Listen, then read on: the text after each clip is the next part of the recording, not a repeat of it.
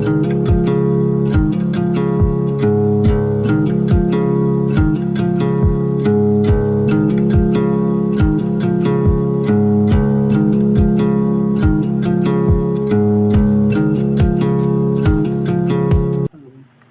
is an interview of Mom, Laura McGee Woodley, about what led up to the death of her mom. Her mom passed when she was about 17.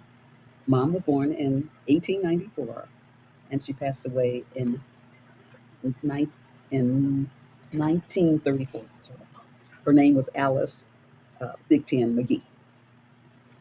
Her mom passed. Let's do it.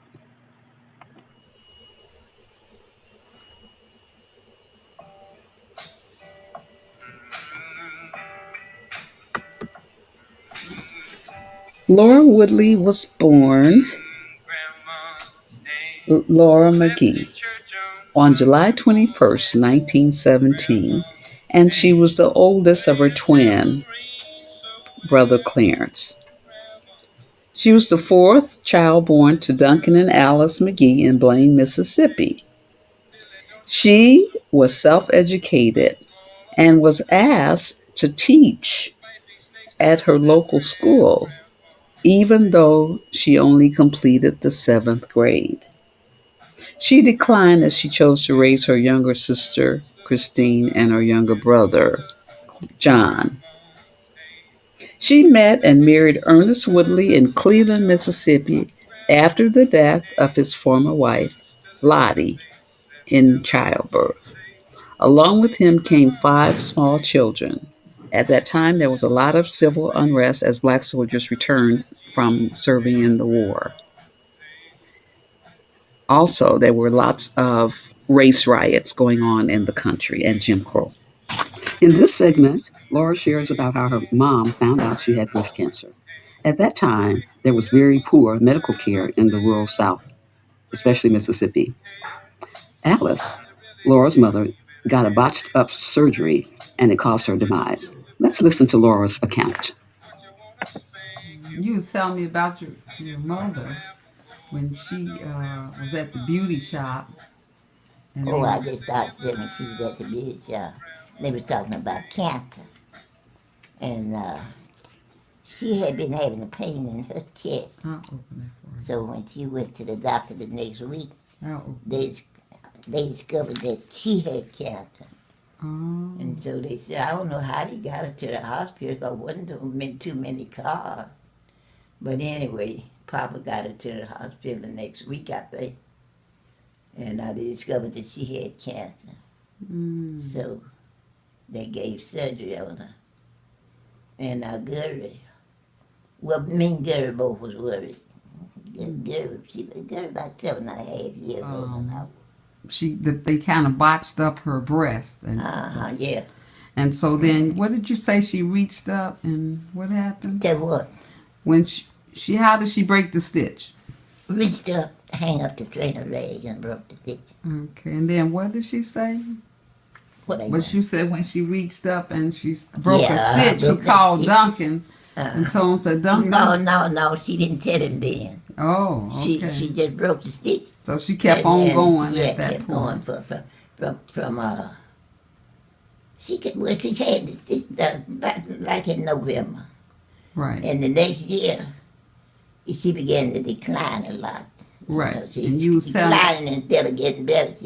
She slowly got worse. Because you were saying the preacher came over. The preacher came to town. Over that 4 Sunday. There's 2 preachers. Our pastor, he brought another younger minister with him. And it was in August, you said? 4 Sunday in August. And she went to bed. 34. And she never got up no more. Oh, okay. She never got up no more. She fixed dinner that Sunday for the pastor. And this visiting preacher, she didn't get up no more. After they were left, she went to bed. Okay, well, what kind of person was your mom? What kind of personality did she have? How do you remember your mom? How do you remember your mom? Remember my mom? Yeah, what kind of person do you remember her being? Was she energetic? Was she was quiet talk and smile a lot, but she wasn't no big talker. Okay. She was kind of easygoing. Kind of quiet. Mm-hmm. So if you were to pick out a person in your family, your children or nieces or sisters, who would you? She took a lot of patience with her grandchildren. Oh, she did. And her children too. Oh, okay. So if you were... She was a quiet acting woman. Mm-hmm. How does she look? Do you look like her? Which one of your sisters and brothers look like her? Oh, I kind of resemble her. Oh. Inside the color. Oh, okay. And her name was Alice. But she was a little bigger than you, because she was more chubby side like me, but she wasn't everything. Oh, okay. She had big legs, kind of wide hips, but she wasn't no big woman. Mm-hmm. So she was the oldest of all of her sisters and brothers. All of her sisters and brothers. Uh-huh. So how do you remember your father? What kind of personality did he have?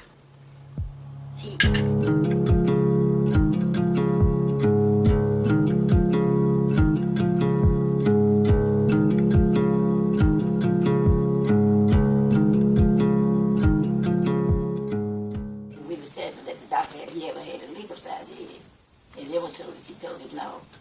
She said yes, he did.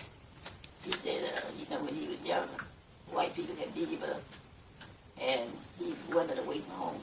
Mama didn't know where he was. She went out in the woods, got him sitting on the south, and they had beat him up, and he just knocked a hole in his head. Wow.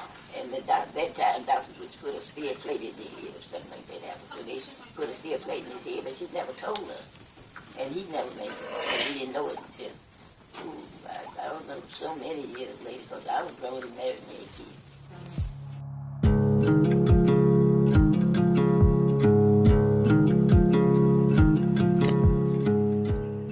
Laura gives the account of how she remembers her father. She says he was a very bitter and angry man. And you will find out as she gives the account of her father. He had a very difficult life as a Mississippi sharecropper in the Jim Crow era. She explains how his dream to make a comfortable life for his family as a butcher in the Great Migration after World War II was foremost in his mind. He went to East St. Louis, Missouri, to work in the Swift packing house with a dream to move his family up later. With all the racial tension, he was ambushed by a white mob of men. He didn't do anything. He hadn't done anything. But the whites were in an uproar in East St. Louis because it was rumored that crime was on the increase because of black migration. And they were also fearful that blacks were taking their jobs. So they were snatching black people off the street, beating them and lynching them. In my grandfather's case, his life was spared because the sheriff showed up just in time to save him. The sheriff took him to jail, placed him under arrest, and he released him later. He cautioned him to never come back again.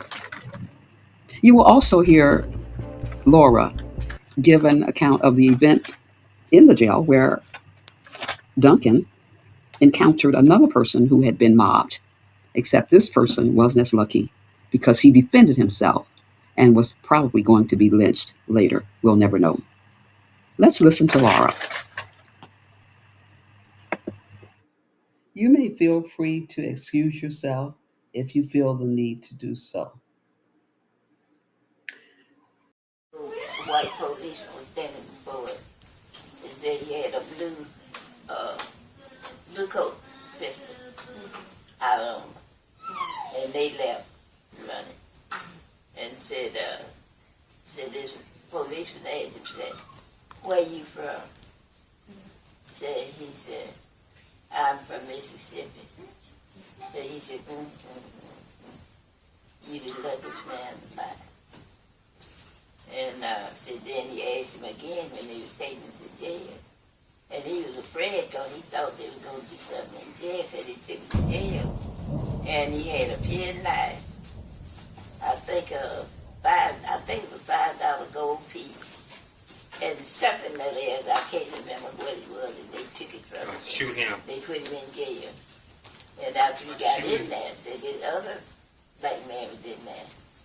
And he said, what did you do? And Papa said he was scared, so he thought they were going to do something to him. And so he told the man, said, you know what happened. And so he told Papa, he told him, said, you ain't got nothing to worry about. Said, but I don't know what they do. Said, because they surrounded me this morning and said they had me down on the ground. And they was, I think he said they was beating, I was over beaten. And anyway, he said he had a switchblade knife in his pocket. I think it was switchblade knife. And somehow or another he got it out of his pocket. That's what he told my dad. He got it out of his pocket and got it open. And one of them was bent over him. And said when he opened the knife, said he just sliced from his neck on down. So he just fell out on top of him. Wow. And he said, I got something to worry about it, but you ain't gonna have got nothing to worry about it because they gonna let you go. And Papa said,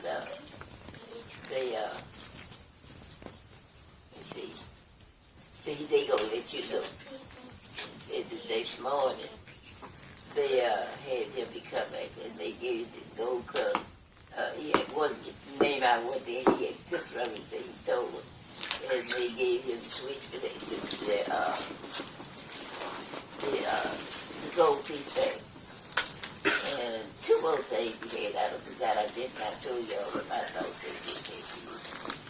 And the police told me, no, somebody else told me that.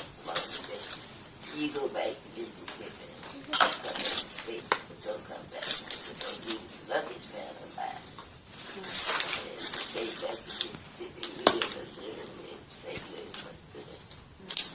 So this is the story about my grandfather, Duncan McGee, who went to St. Louis to pursue a better living for his family and was caught up in a riot in St. Louis. And this is Duncan McGee, and Laura Woodley was explaining that story to us. You talking about in Gary now, right? Yeah. And they, let me see what happened. Oh, they was, when the storm came up, they was in the house, and they run out because they was, trying to get out this danger. Mm-hmm. And they run across the field. And when they run across the field, they try to get out of the storm. They all run and they lay down. He told them to lay down. And they run, but the daughter got up and she's going to try to run. And a plant covered the back of the head. Okay. And was carrying her on. Mm-hmm. And his father-in-law, Elder Channing, he grabbed her by the leg and snatched her down. That's what. Oh, well, how old was you then? How old was he? You. Oh, at that time, I was probably about 12, because that's the first time they started came to. Oh. So I was young. It was about 1929 or something like that. On this picture, Mom is first, that's Laura, from the left, and then Emma, and then the next person is Evelyn, and then the youngest of the four was Christine. Guri was the oldest, and she was deceased when this picture was taken. So this is a picture of Mom's sisters and brothers. If you will look at the upper left-hand corner, that's the oldest of the 11 children, Guri. Then the second to the left is Emma, and then my mom, Laura, and then Evelyn on the top row. And then my mom's twin, Clarence, and then her younger brother, Travis, and then Ezra, and then Evich. Underneath that, on that third row, is the youngest, which is Christine. And then across from her to the right is John, which is the second from the youngest. Now, John is the only one that's left out of all of her siblings.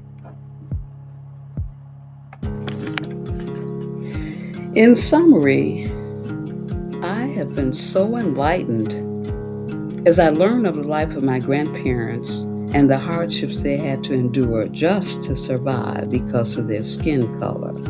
This is my country and I love my country, but it saddens me to see how if we're not mindful how history can repeat itself.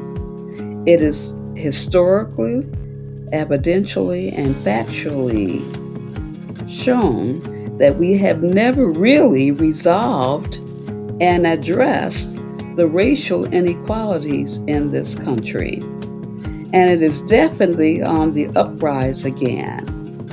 We as a country need to come to the table, address this issue, resolve it, and embrace the gifts and talents that each of us have, regardless of our skin color. And we need to use this as a moment to unite us, not divide us. Thank you for your time.